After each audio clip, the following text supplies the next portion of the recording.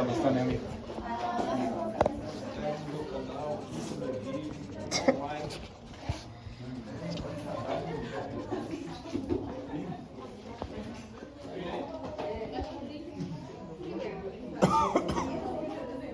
Bien.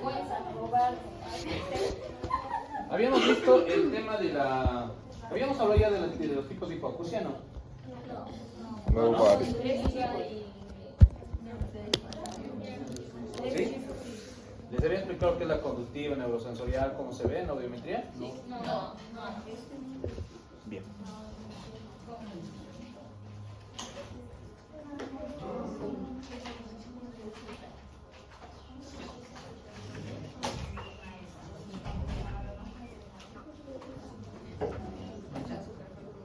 Bien.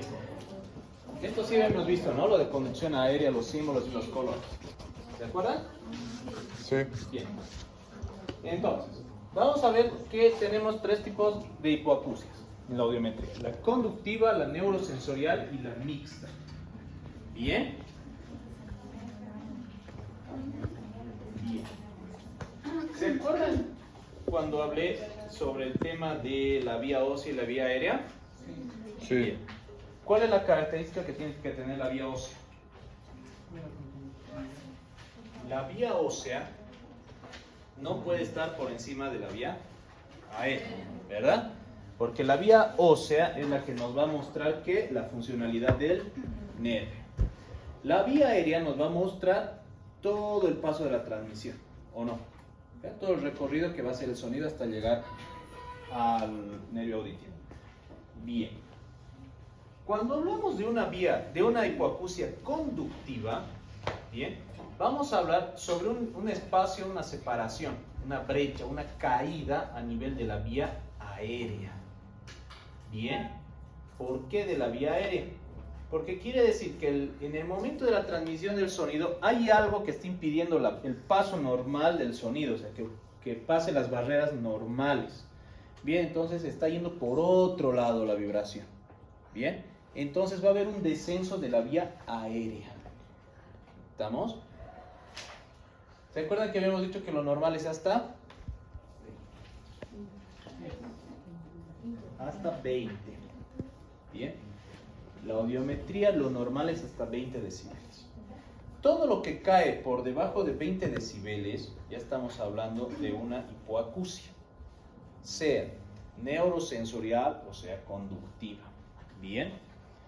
Cuando hay una caída solo de la vía aérea, vamos a hablar de una hipoacusia conductiva. Bien. ¿Estamos? ¿Estamos hasta acá, no? Sí. ¿Preguntas? Bien. Entonces, hipoacusia conductiva, caída de la vía aérea por debajo de 20, solo de la vía aérea, ¿no? La vía ósea va a estar normal. ¿Bien? ¿Estamos hasta acá? Bien. Y tenemos, por último, la hipoacusia neurosensorial, que nos va a mostrar una caída de las dos vías, tanto de la conductiva, digo, de la vía ósea como de la vía aérea, obviamente por debajo de 20 decibeles. ¿Estamos? ¿Han entendido o no?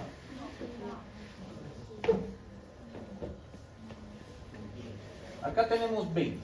Para que se cumpla el criterio de hipoacusia neurosensorial, tienen que caer las dos vías, vía ósea y vía aérea. ¿Bien? Caen las dos juntas. ¿Ven? ¿Qué pasaba en la conductiva? Teníamos una brecha, un gap. Para que ese gap sea significativo, tiene que ser un gap o brecha mayor a 20 decibeles. Igual o mayor a 20 decibeles. ¿Mayor o menor? Igual o mayor.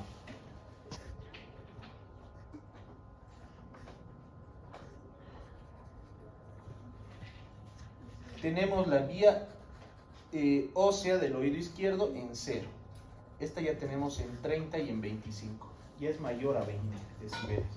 Entonces nos cumple el criterio de una hipoacusia de conducción.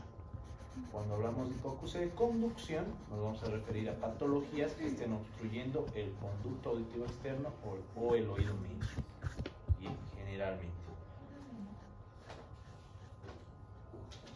Cuando vemos una caída de las dos líneas que se acompañan, bien, vamos a hablar de una neurosensorial, porque quiere decir que nuestro nervio no está funcionando correctamente. Por eso cae también la vía ósea. Bien. ¿Qué va a ser la hipoacusia mixta? Muy bien. Va a ser una caída de las dos líneas ¿con qué? Con una brecha de 20 o mayor a 20 decibelios, como en este caso. ¿Ven? Han caído las dos debajo de 20 decibeles. Caen y se separan. ¿Preguntas, dudas hasta acá? No entiendo eso. Sí, puede. Bien. ¿Cómo es la hipoacusia neurosensorial?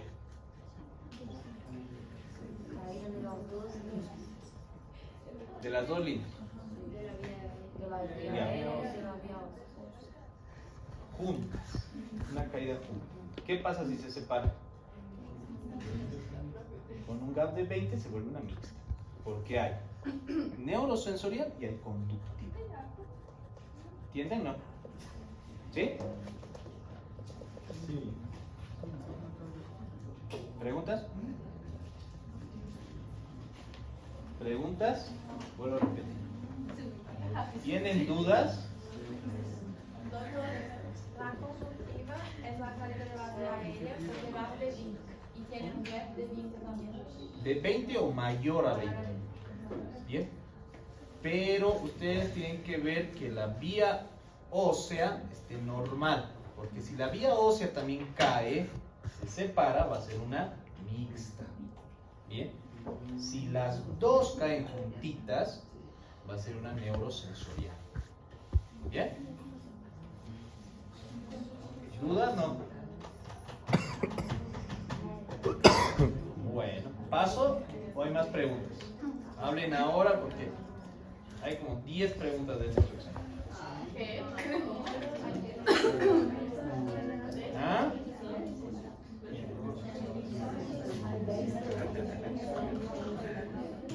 Bien, continuamos entonces.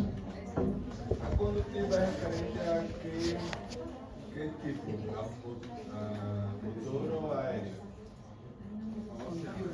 La conductiva es netamente aérea, caída de la vía aérea.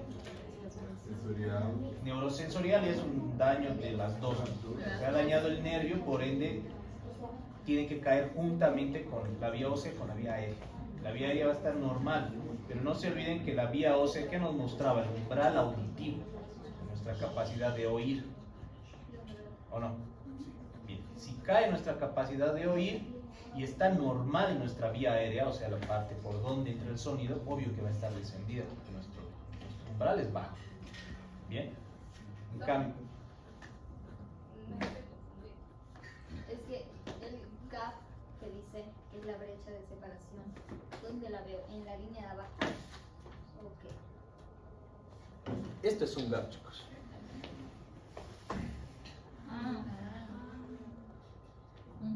Bajan juntitas. Si bajan, aquí está la línea roja está junta, ¿o no? Pero está mayor a 20, entonces está normal. Si esta línea roja estuviera acá, los dos símbolos rojos, en vez de estar en 0, estuvieran en 60, ¿qué sería? Neurosensorial, ¿o no? Acá solo ha quedado vía ósea. ¿Y qué ha caído? Hay un gap, una brecha. Entonces, ¿qué es? Conductivo. Si esto estuviera acá, mixta. Ahora ya. ¿Sí? No entendía que era el gap. Bien. Bien. ¿Se acuerdan de los grados de pérdida, no? El examen va a ser. Por si acaso, chicos, en el examen, yo me vuelvo ingeniero, o sea, no sé nada de medicina, chicos. Bien. Nada. ¿Qué parte?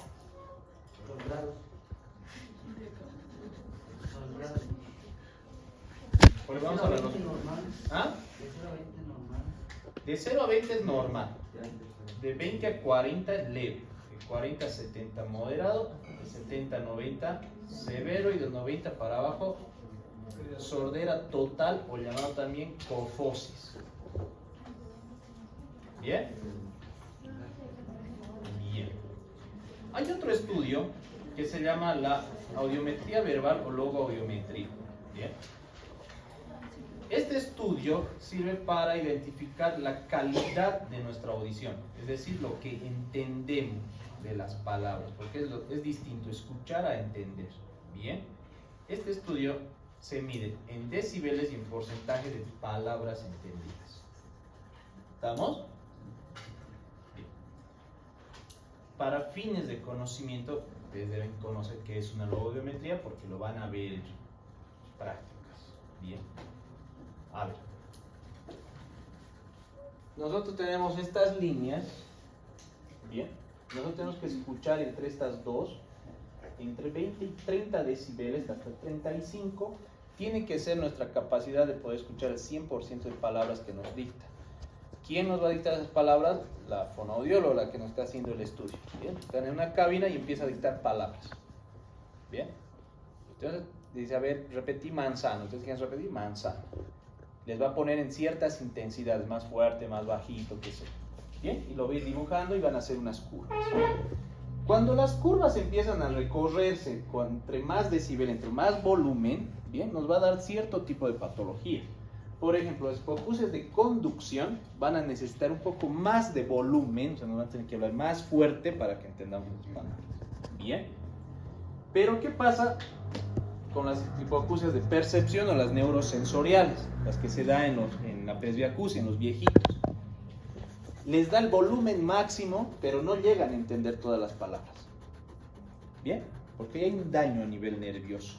Entonces, en estos casos, nosotros, ¿qué hacen? Usamos audífonos, se les indica audífono. Porque el audífono, aparte de amplificar ese sonido, les va a ayudar con el tema del entendimiento de las palabras. ¿Bien? Cuando ya hay estas curvas, así como una campanita, se llama reclutamiento. Cuando vayan a leer los libros, les van a mencionar como algún daño coclear a nivel de la cóclea. Bien, esto ya es difícil de tratar. Generalmente se da en traumas acústicos, en lesiones muy complicadas. Bien, esto para que tengan conocimiento general. No lo van a usar esto en su práctica diaria, pero sí van a llegar les va a servir una audiometría y este estudio que es importante que se llama la timpanometría. Bien. La timpanometría es un estudio netamente de la función de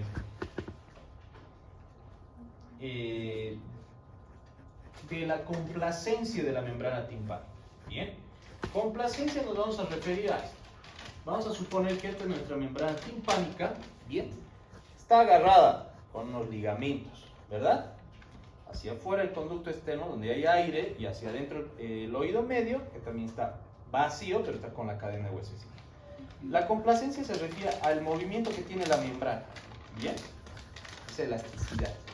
Entonces, se coloca un aparatito dentro del oído y es como que tira cierta presión hacia la membrana timpánica.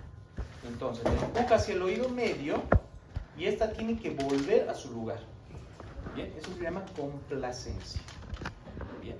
Eso nos va a marcar una curva tipo A. Está normal, tira presión y vuelve. Normal, se tira la presión y vuelve. Pero ¿qué pasa en este caso cuando está recta la línea? Tira presión pero no se mueve la membrana. ¿Por qué motivo no se movería esto?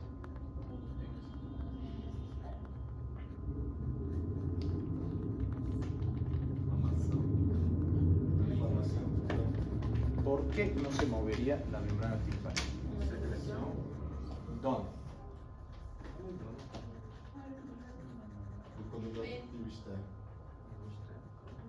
En el oído medio. Secreción del oído medio. ¿Qué más? De aquí está el oído medio. Yo tiro presión. Si está lleno de líquido, no se va a mover, la membrana va a quedar líquida. ¿Dónde más? En el conducto auditivo. Si un tapón de cera, yo le hago la prueba ¿Dónde voy a chocar la presión? ¿A la membrana o al tapón? Se va a mover la membrana. Entonces, la curva tipo B, bien, tiene que estar relacionada a qué tipo de hipoacusia en la audiometría. A una conductiva. Muy bien. Entonces, tenemos el gap. Bien, nosotros estamos suponiendo que hay algo de conducción. Puede haber líquido, puede haber cera, puede haber pus, lo que sea. Nosotros hacemos la complacencia de la membrana y nos da una curva tipo B.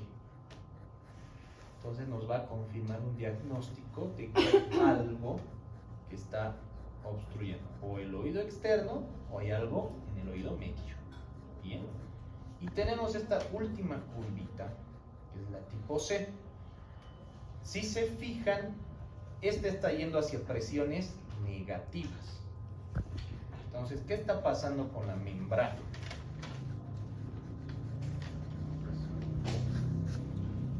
Yo le tiro presión, pero ya la membrana ya está así metida hacia el oído medio. No. Hemos visto paso en el consumo. Y damos presión y da presiones negativas. ¿Qué será?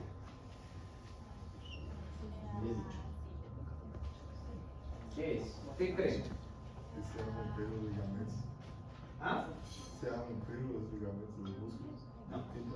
¿Quién es el encargado de manejar presiones en el oído? La trompa de Eustaquio. Bueno, entonces, si hay una presión negativa, ¿qué nos indica la curva tipo C? Que haya una trompa de Eustaquio. Una disfunción de la trompa de Eustaquio. ¿Bien? ¿Quién preguntó lo de la membrana perforada? ¿Quién dijo membrana perforada? No sé. ¿Alguien dijo? Cuando dije que era esto, alguien dijo por qué está perforada la membrana. ¿Cómo creen que sería la membrana? ¿Cómo sería una curva con la membrana perforada? ¿Cómo se imagina? Si esta es normal, viene en cero la presión porque hay buena complacencia. Tipo B. Esta es plana porque no se mueve. Estamos tirando presión y está quieta.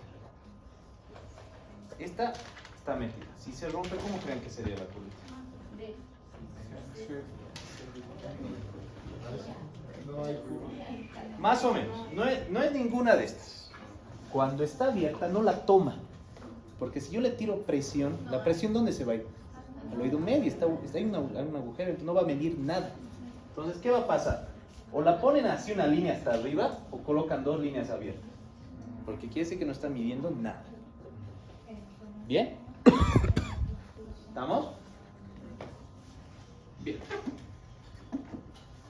Ahora, yo les había hablado que la audiometría es un tipo de estudio es un estudio subjetivo. ¿Bien? Subjetivo porque es paciente dependiente, digamos. Nosotros tenemos que confiar en lo que el paciente nos está diciendo. No hay manera de saber si lo que nos dice es verdad o no. Justamente hay estudios que son objetivos. Por ejemplo, la timpanometría es un estudio objetivo, porque estamos bien paciente. El paciente no nos dice, se mueve, no se mueve. Bien. Y hay otro tipo de estudios, bien, de los cuales uno de los más importantes son las otoemisiones acústicas. Bien. Las otoemisiones acústicas son importantes porque nos sirven para el tema del cribado de hipoacusia neonatal. ¿Estamos? Entonces, es un mecanismo de screening que nosotros tenemos para poder diagnosticar niños que han nacido sordos. ¿Estamos? ¿Sí o no? ¿Están acá? Bien. Las otoemisiones, ¿cómo funcionan? Las otoemisiones funcionan como al revés, vamos a decir, de una audiometría. Bien. En vez de que nosotros le mandemos sonidos al paciente, vamos a conectar un aparato que va a captar sonidos que que se dan a nivel de las células de la cóclea. Bien, hay células en la cóclea que producen sonido. ¿Qué va a hacer este aparato? Va a captar esos sonidos. Esos sonidos tienen una característica la cual es que van a estar a nivel de un umbral de 40 decibeles, ¿bien? No del 20, como en la normalidad de la audiometría, sino del 40. Entonces, las autoemisiones nos van a mostrar si el paciente escucha por encima de los 40 decibeles o no escucha por debajo de los 40. ¿Bien? Cuando se ve un resultado de autoemisiones, el resultado en el papelito del aparato dice pasa o no pasa. No te dice otra cosa. ¿Bien? En el sentido, entonces, de que a nosotros nos interesa tener más un resultado positivo que un resultado negativo. ¿Por qué creen que nos sirve más para un resultado positivo que para uno negativo? ¿Creen que puede haber variación? O sea, que les diga no pasa y ya, este niño es sordo. Con positivo se refiere a que no escucha. Positivos a que escucha. ¿Qué pasa? Pasó el examen y no pasó el examen. ¿Qué no se ¿Qué pasó? ¿Por qué? Porque en base a eso podríamos hacer una audiometría después, a ver si está disminuido y no sea poquitito. Si el estudio pasa, quiere decir que el niño está escuchando por encima de 40 decibeles. Entre 20 y 40, epidemiológicamente no hay mucha diferencia. Entonces vamos a suponer que es un oído normal. Pero si el estudio nos dice no pasa, ¿nos asustamos o qué hacemos? O decimos, nah, ya está sordo, tu hijito está sordo. No está sordo porque hay un derecho ¿En qué casos podría no pasar el estudio? Si yo digo que ese aparato va a medir los sonidos que están formándose a nivel de las células de la cóclea. Más como un taponamiento o líquido en el oído medio o un tapón de seno. Una infección, ¿qué va a hacer? Imagínense que es un ruidito que producen las células. No es que hace esto y se puede escuchar con un estetoscopio, chicos. Es un ruido ínfimo, en decibeles súper altos. Entonces, imagínense, el menor obstáculo que tenga, el aparato no lo va a captar. Entonces va a decir que no pasa. No pone que sordo. Entonces, como dije, esperamos un tiempo, revisamos al paciente y lo volvemos a hacer. Bien.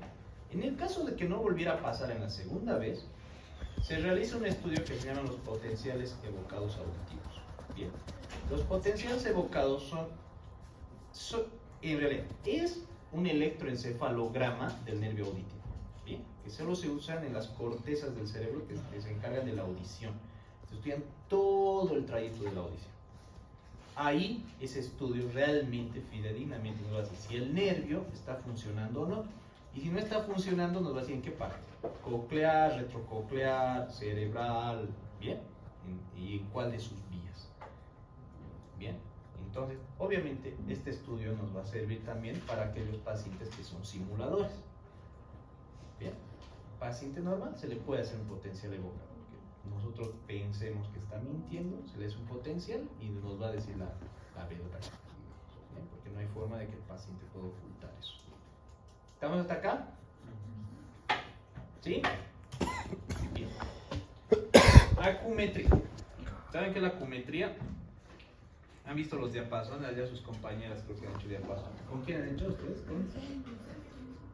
¿Sí? ¿Han hecho prueba de Weber y de Ring? ¿En qué consiste la prueba de Weber y de Ring? ¿Todos saben, no? ¿Sí? ¿Quién me explica? Por 3 puntos. ¿Para qué sirve? ¿Cómo se hace? ¿Para qué sirve? Obviamente. ¿Cómo se hace y para qué? ¿Qué nos da, no? ¿Te animan? ¿Hacer? ¿Sí? ¿Explica? Puedo intentar, pero si la falla no No, yo no voy a reñir a nadie porque ustedes están viniendo aquí para aprender, chicos. Pero hay diapasones.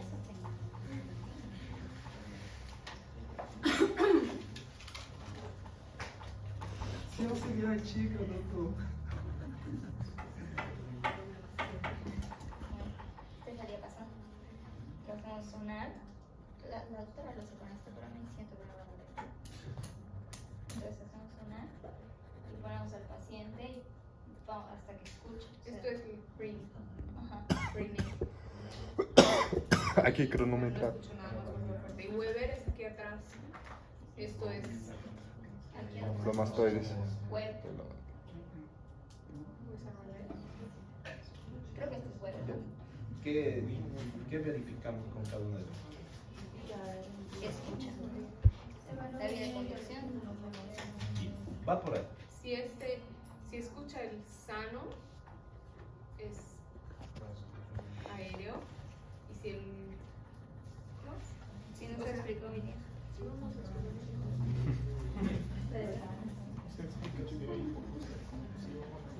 Muy bien.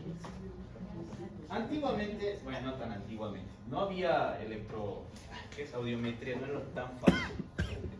Entonces, se usaban diapasones.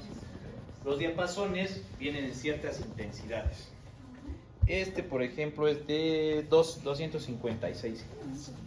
Hay de 128, bien, 128, 256, 512, 1024, y va subiendo así como las memorias de la computadora, igual, bien.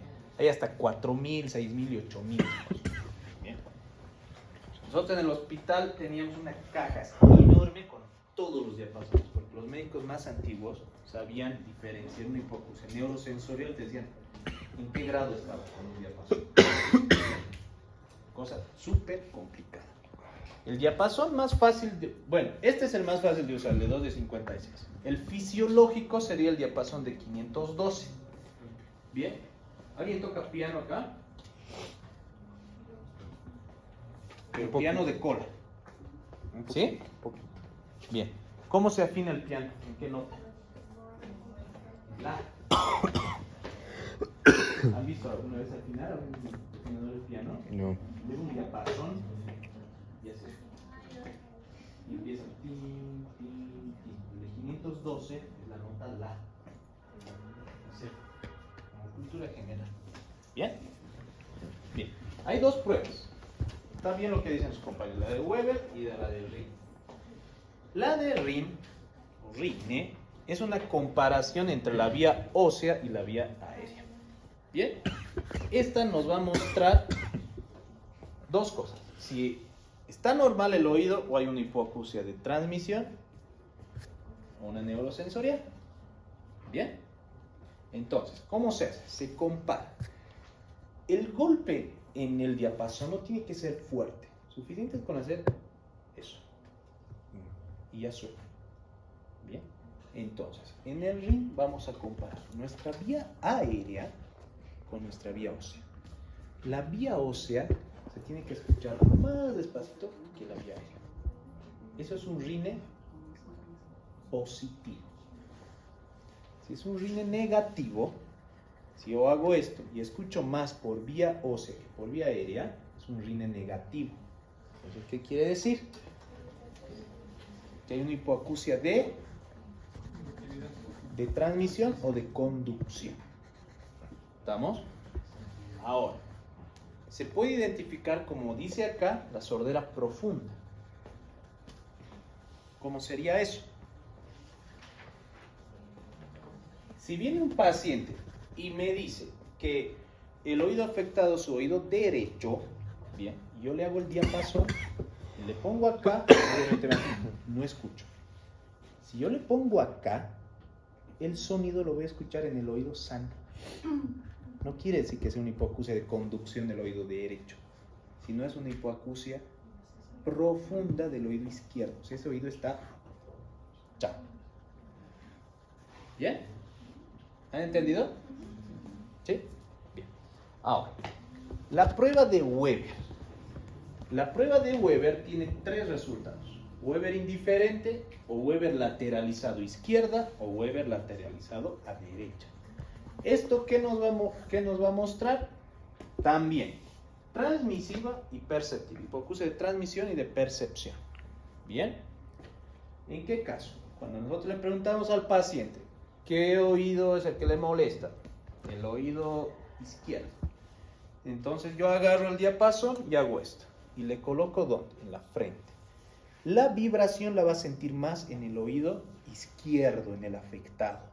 Eso quiere decir que hay una hipoacusia de conducción de ese oído. Pero si yo le hago el Weber, le coloco acá y en vez de irse al oído enfermo, se va al oído sano, es una hipoacusia de percepción. ¿Bien?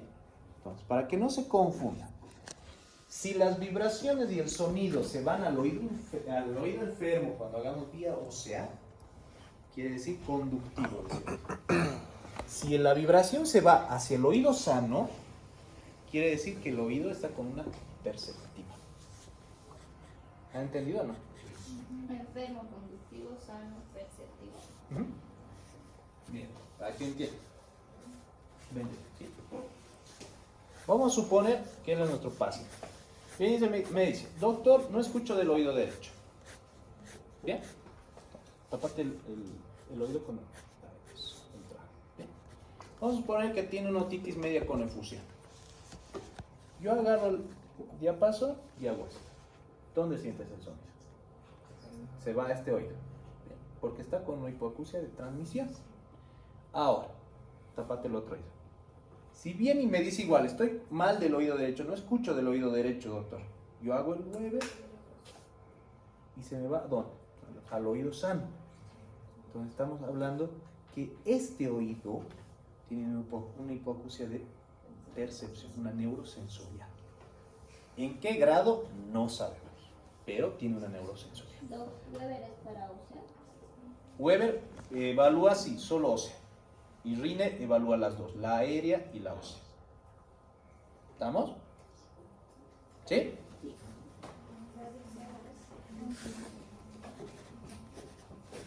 Muy bien. Ay, ¿hasta qué hora tenemos?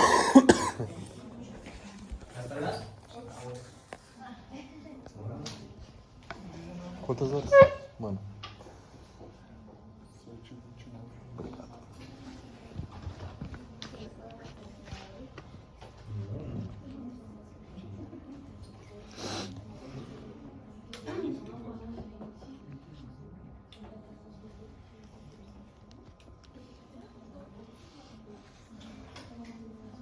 Un ratito vamos a darnos 5 minutos.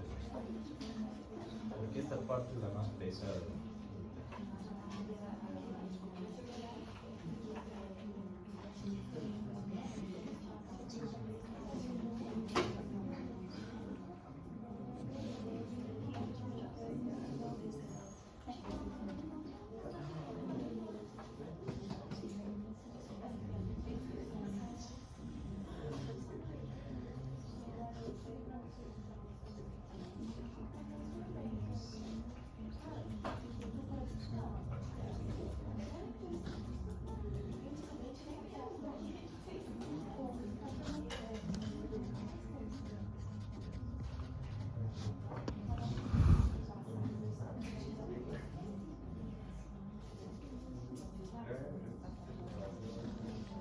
Bien, vamos a continuar, así nos vamos temprano. Vamos a hablar ahora de lo que es la evaluación otoneurológica. Bien. Entonces, dentro de lo que se refiere al síndrome vertiginoso, a problemas del oído interno, bien, vamos a tener dos tipos de síndromes: los síndromes periféricos y los síndromes centrales. Bien. Estos van a tener siempre ciertas características clínicas y sintomatológicas. ¿Bien? Todo lo que sea periférico, ¿bien?, van a ser signos que están en una cierta armonía. ¿Bien? Son todos completos y están asociados al lado que corresponde. Por ejemplo, quiere decir eso, que si hay una afectación del oído interno del oído derecho, todo va a referirse al lado derecho. Tanto el vértigo, el nistagmo. Bien, las pruebas funcionales, por ejemplo, el desequilibrio paciente nos va a tirar hacia ese lado. Bien, en cambio, los síndromes de origen central se van a referir ya directamente a un daño a nivel cerebral. Por ejemplo, un daño a nivel cerebral que produce vértigo, la sensación de giro, va a ser ¿qué? ¿Sabe alguien? No.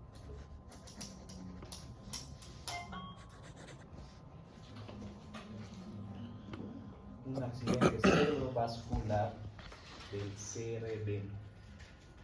Bien, son complicaciones cerebelosas, aquellas que producen vértigo. ¿Cuál es la característica de todo lo que sea central o nervioso? Todo es disarmónico. Bien, son incompletos y pueden ir a cualquier lado. No es que ataca el hemisferio derecho o el izquierdo. Como es cerebeloso, no tiene un lado. Bien, se va a cualquiera. El nistagmo, lo mismo. Bien, tiene otras características. Bien. Importante saber cuándo comenzó los síntomas vestibulares, la duración de los mismos, bien, si hay hipoacusia o no hay hipoacusia asociada, si hay acúfeno asociado, diplopía. ¿Saben qué es la diplopía? Visión doble. Sí. Y la cefalea también es importante. Bien, son datos que tienen que tener en cuenta para todo lo relacionado a los síndromes vestibulares. Bien. ¿Cuándo comenzó? Vamos a decir, generalmente hay dos causas. El paciente le va a decir, no sé, estaba durmiendo y he sentido que se me movía la cama. He abierto mis ojos y empezó a moverse todo. Pero mientras estaba durmiendo, ha comenzado todo el síndrome cerebroso, todo el vértigo. Bien. Hay pacientes que les va a decir, estaba recostado viendo la televisión, ha sonado el teléfono, me he sentado, me he levantado, he caminado 2 pasos y me empezó a girar. Bien. Son dos cosas distintas. Una está asociada a un movimiento brusco y la otra es de aparición brusca que no tiene asociación a nada. Bien. Duración. Hay unos que duran segundos, 1 minuto, están mareados, se agarran un rato y se les pasa y están